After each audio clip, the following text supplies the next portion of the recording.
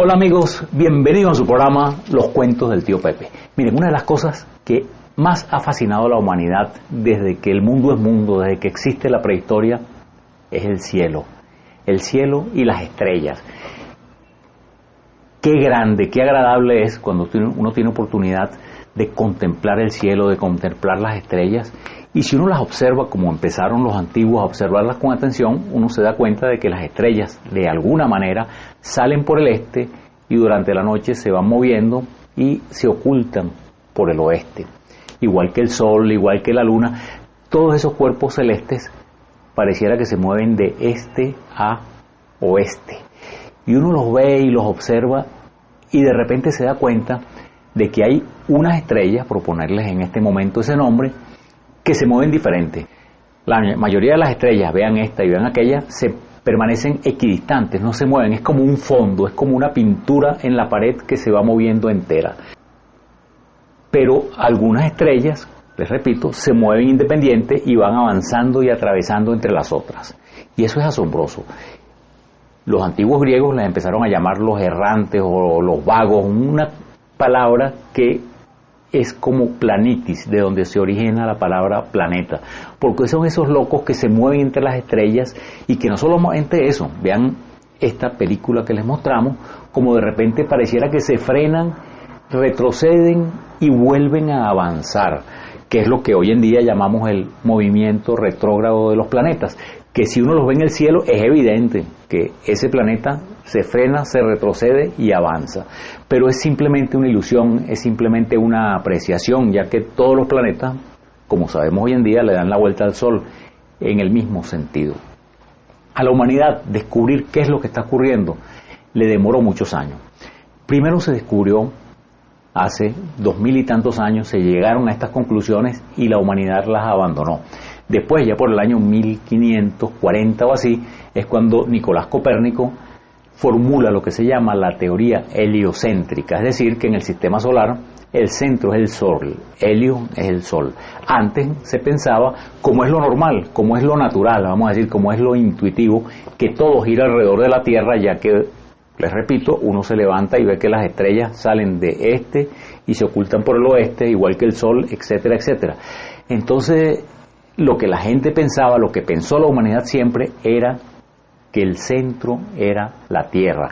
Además de que uno ve el cielo, ve el Sol y la Luna y se ven pequeñitos al lado de la Tierra. Uno los ve y la ilusión es que son mucho más pequeños. Entonces, esos astros se pensó siempre que le daban la vuelta a la Tierra. Y Copérnico, como les dije, ya por el año 1500 y tanto formula la teoría heliocéntrica, que la Iglesia le ordena no callarla, pues de engavetarla, porque era contra las creencias religiosas. Y no solamente la creencia católica. O sea, Martín Lutero decía que había que ser bien necio para pensar que era la Tierra la que se movía alrededor del Sol. Si yo lo veo salir por allá y lo veo ocultarse por aquí, no puede ser. Entonces, la humanidad le costó mucho entrar en esos conocimientos. Galileo, como ustedes saben, lo defiende y le cuesta la Inquisición y tiene que retractarse. Y después Kepler ya hace las leyes de los movimientos planetarios y Newton y Einstein completan las leyes de la física para entender perfectamente ese movimiento. Pero fíjense que eso ocurrió, ya estamos hablando desde el año 1500 algo hasta los años 1950 y tantos que muere Albert Einstein, es que se logra entender eso.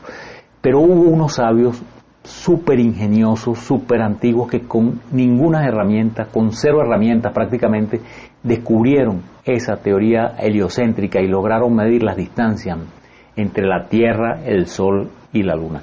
Y ese es el programa que les tenemos hoy, que es esos gigantes olvidados, ya que en un libro que hemos hecho referencia en más de una ocasión, de Stephen Hawking, que se llama A hombros de gigante, él habla de que esos personajes, Copérnico, Galileo, Kepler, Newton y Einstein, eran los gigantes que, como el gigante Orión, nos llevaron cargados en sus hombros para darnos ese conocimiento del universo, pero hubo otros gigantes que no podemos decir que nos llevaron en sus hombros porque pasaron al olvido, pero que ahora los queremos rescatar y los queremos recordar, ya que ellos, antes que estos gigantes de Stephen Hawking, nos enseñaron la teoría heliocéntrica y la demostraron. Vamos a empezar con el primero de estos gigantes, que es Anaxágoras. Anaxágoras nace en unas islas que se llama Clazomene, enfrente de lo que hoy en día es Turquía, y se va a vivir a Atenas 30 años. Él nace el año 500 antes de Cristo. Fíjense, él es 30 años mayor que Sócrates, y se cree que Sócrates fue alumno de él.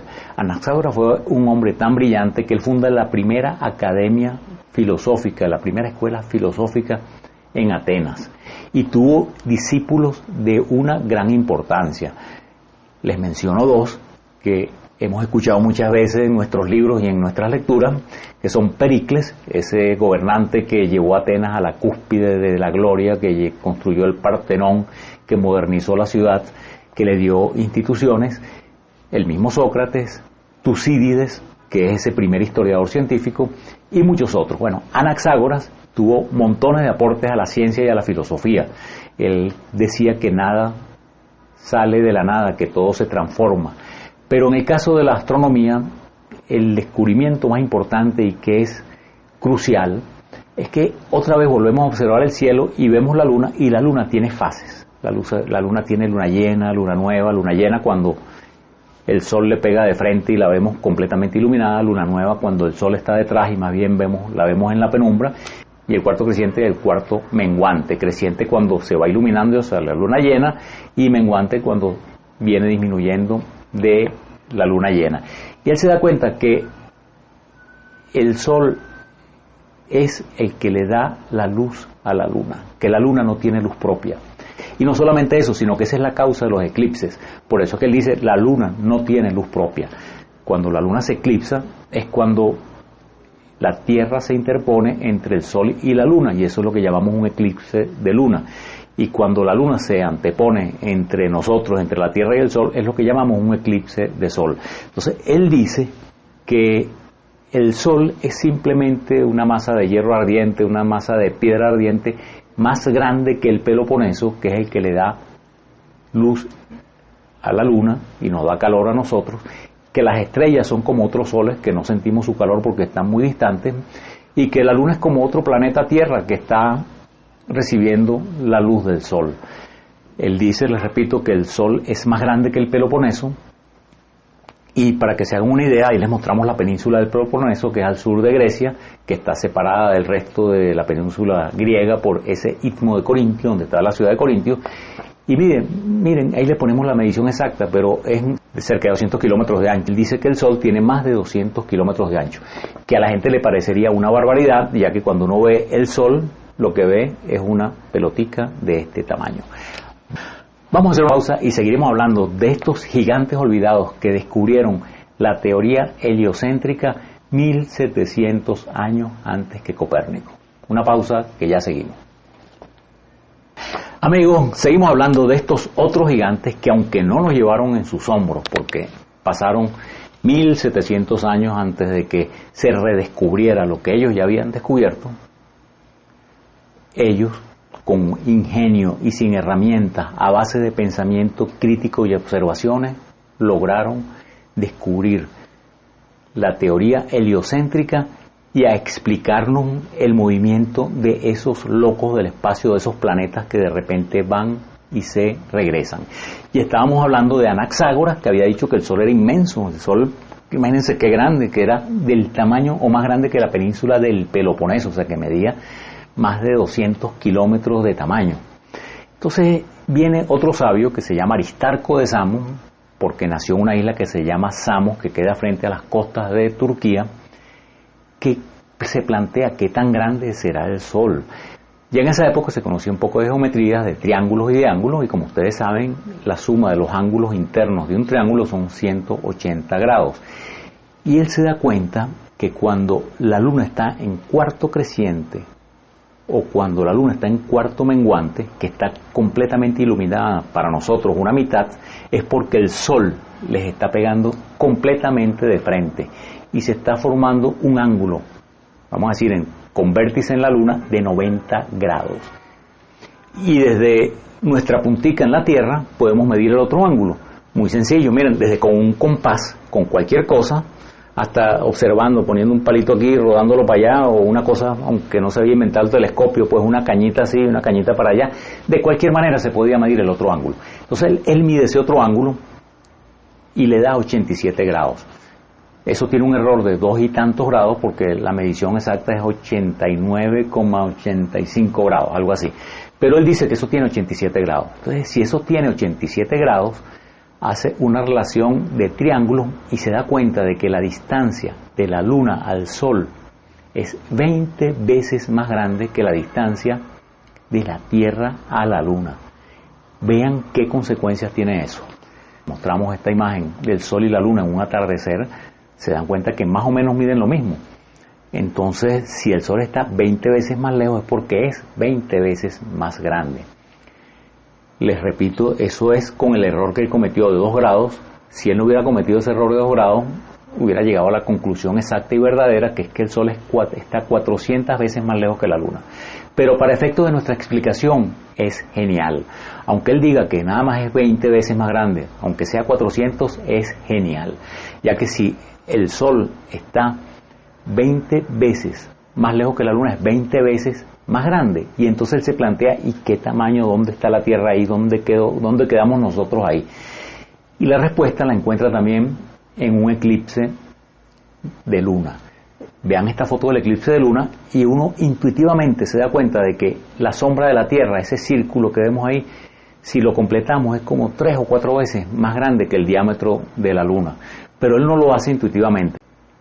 Él mide el tiempo que tarda la Luna en entrar, en ocultarse y en volver a salir, y se da cuenta de que es 3 veces el tamaño de la Luna. O sea, él hace una relación y se da cuenta de que la Luna entra en sombra por un periodo 3 veces su tamaño.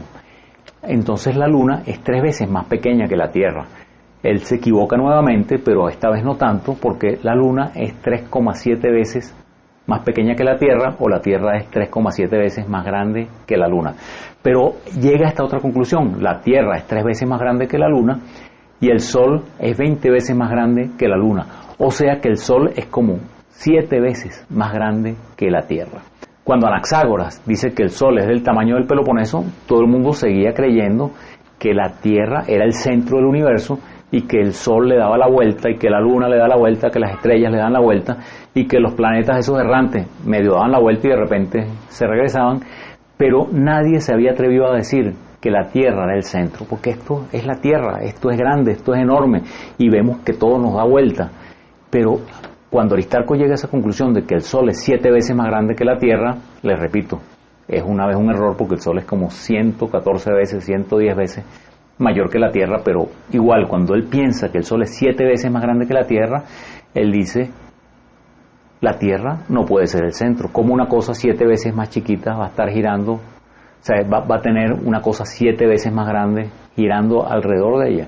Entonces plantea la teoría heliocéntrica. O sea, antes la teoría era geocéntrica, o sea que la Tierra, que es geo, es el centro, y él dice: no, el centro no puede ser la Tierra es muy chiquitica con relación al Sol, el Sol es el centro.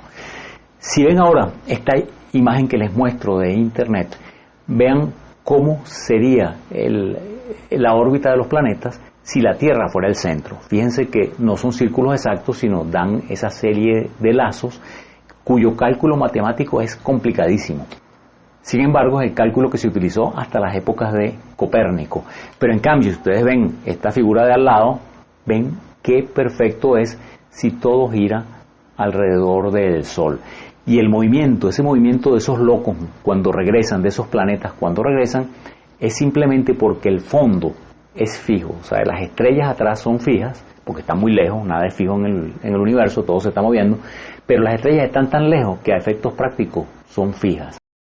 Entonces, cada vez que un planeta interno pasa a la Tierra, o la Tierra pasa a un planeta externo, ya que los planetas van más rápido, le dan una vuelta al Sol más rápido en la medida que estén más cerca del Sol, produce un efecto visual parecido a cuando uno va en un carro y nos pasa un carro que va más veloz. Pareciera que retrocediéramos. O igualmente, cuando nosotros vamos muy veloz y pasamos a un carro que va muy lento, nos da la impresión de que el carro está retrocediendo. Pero eso no es otra cosa que un efecto visual, y es a lo que llamamos movimiento retrógrado de los planetas. Mercurio, que es el que está más cerca, le da la vuelta al Sol en 88 días y se nos pone retrógrado, o sea que nos pasa a nosotros cada 113.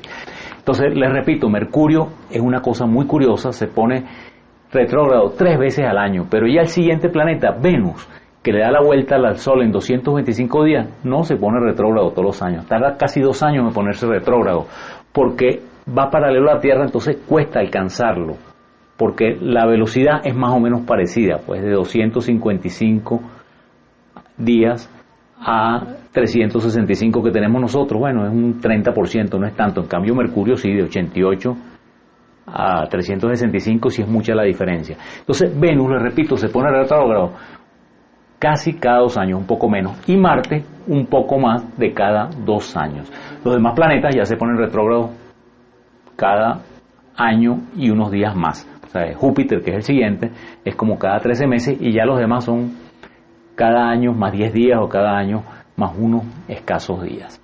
Bueno, amigos, vamos a hacer una pausa y en la siguiente parte de nuestro programa vamos a hablar del siguiente sabio que se llama Eratóstenes, que es el que le puso ya números a todas estas cosas. Estamos hablando que estos sabios anteriores, Anaxágoras y Aristarco, encontraron esa relación de los tamaños de la Tierra, el Sol y la Luna, y además ese movimiento heliocéntrico, que el Sol es el centro de todo.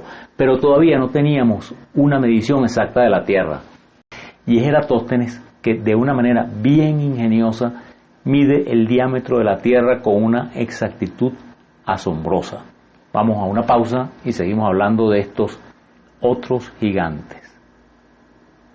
Amigos, vamos a seguir hablando de estos gigantes olvidados que 200 y 300 años antes de Cristo ya sabían de la teoría heliocéntrica y lograron medir el diámetro de la Tierra.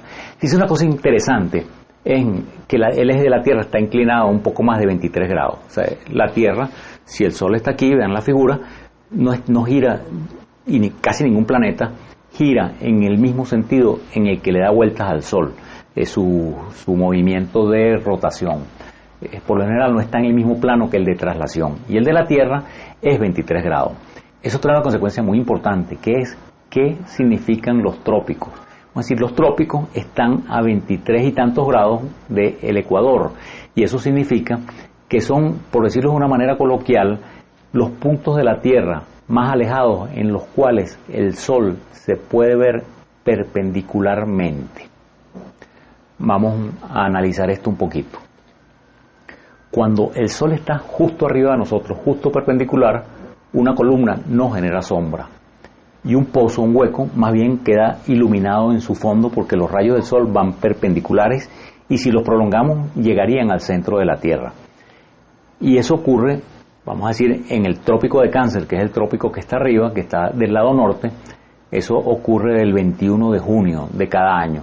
Y en el trópico de Capricornio eso ocurre el 21 de diciembre cada año, que el Sol está perpendicular cayéndole así a la Tierra de frente. Entonces viene otro sabio que se llama Eratóstenes de Alejandría, que él se entera de que el día del solsticio, el 21 de junio, en una ciudad que ahora se llama Asuán, el Sol está completamente perpendicular. Él se entera porque lo lee en algún lado, que los pozos están iluminados en el fondo, que las columnas esas egipcias, los monumentos no generaban sombra. Entonces él dice, oye, déjame medir, porque Asuán está más o menos al sur de Alejandría, es casi la misma línea, no es la misma, tiene 3 grados de diferencia, pero él pensaba que era la misma línea. Dice, esto está en la misma línea. Entonces si yo mido el ángulo de la sombra aquí donde yo estoy y conozco la distancia entre Alejandría y Asuán, puedo tener el diámetro de la Tierra. Entonces él mide ese ángulo, ya también con un compás, con una cosa muy sencilla, y le da 7,2 grados. Y mide la distancia entre las dos ciudades, la mide en la medida de ellos, que eran los estadios, una medida se llamaba un estadio, y hay diferentes tipos de estadios, que eso también se genera confusión, que si el griego, el egipcio, etcétera. Pero él mide, dicen que contando los pasos de regimientos que marchaban de una ciudad a la otra, entonces contando los pasos, él sabe la distancia y llega a la conclusión que eran 500 estadios, que es como decir hoy en día 800 kilómetros. Y ahí sí les digo, vean esta regla de 3, porque todos ustedes saben hacer una regla de 3. Si 7,2 grados que es el ángulo que hay entre Alejandría y Asuán, porque es el ángulo del Sol en Alejandría, cuando es el solsticio de verano. Si 7,2 grados equivale a 800 kilómetros, 360 grados equivale a X. Una regla de tres muy sencilla. Y le da 40.000 kilómetros, amigos míos, que es casi exacta, con menos de un 1%. La Tierra mide, el diámetro es 40.075, algo así. Y él le da 40.000 kilómetros, el diámetro de la Tierra. Entonces con eso ya él puede medir el diámetro de la Luna, que es 3.7 veces más pequeño, y la distancia exacta de la Tierra a la Luna. Y esta medición quedó olvidada también, porque después viene, 100 años después, viene otro sabio que se llama Posidonio y hace la misma medición. Él repite el mismo cálculo de Eratóstenes, pero con Rodas y Alejandría. Y lo hace, la primera vez le da igual 40.000, pero lo repite varias veces y al final dice que es 30.000. Y ese es el número que se lleva Cristóbal Colón cuando viene a descubrir América. Cuando Cristóbal Colón viene a descubrir América, él pensaba que la Tierra tenía el diámetro que decía este Posidonio, 30.000, y en realidad tenía 40.000 kilómetros. Entonces él estaba seguro que se iba a encontrar a la India 10.000 kilómetros más cerca de lo que realmente está. Y si Cristóbal Colón no encuentra al continente americano, hubiera ido al desastre. Vean el plano, imagínense que no existe América, Colón no hubiera tenido recursos ni para seguir, ni para regresarse, y hubiese muerto ahogado ahí en el océano. O sea que este Eratóstenes sí tuvo el número muchísimo antes de Cristóbal Colón, y Eratóstenes sí hubiese sabido exactamente a qué distancia estaba la India de Europa. Bueno, amigos, ese es el programa que les queríamos hacer, un programa de estos sabios olvidados, de estos gigantes olvidados, que encontraron esa teoría heliocéntrica, que encontraron esa explicación al giro de todos los astros, 1700 años que el resto del mundo, y particularmente que el resto del mundo occidental. Muchísimas gracias, y vamos ahora a nuestra acostumbrada sesión Educando a nuestros padres.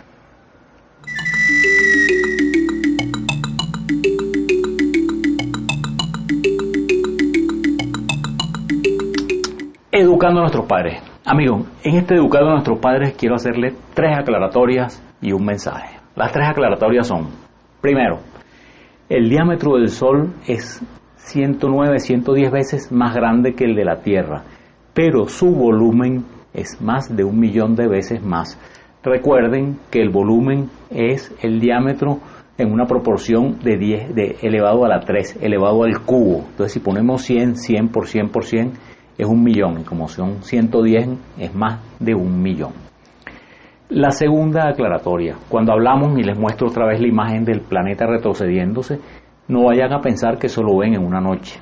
O sea, el movimiento retrógrado más corto que existe es el de Mercurio, y se demora 22 días, ya los demás se demoran un mes, mes y medio, 2 meses, 3 meses, etcétera. O sea que esta observación de los movimientos retrógrados, estos sabios se dieron cuenta porque observaban todos los días, y cada día veían el planeta un poquitico más adelante, un poquitico más adelante, un poquitico más adelante, hasta que lo veían retroceder y después seguir su camino.